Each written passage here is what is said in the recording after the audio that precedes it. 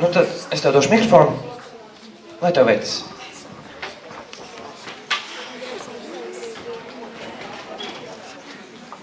Saules puķe un vējš, vējš skrēja un skrēja, viņš vienmēr steidzās.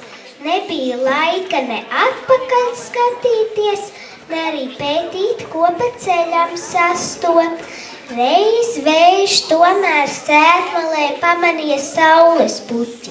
Viņa vējam tik ļoti iepatikās, ka bija jāpaliek uz vietas. Parunāsimies, vējš teica un abrīnoja puķes krāšņumu. Varētu jau, saules puķe smaidīja, bet vispirms izdari, ko tev lūkšu. Labi, iztrankā mākoņus, lai varu sauli redzēt. Tik vien saules puķe palūdza vējam.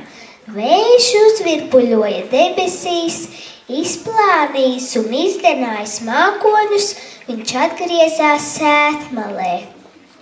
Saules puķe nelika vējam ilgi gaidīt, un uz viņu pat nepalūkojusies atbildēja: Atvaino,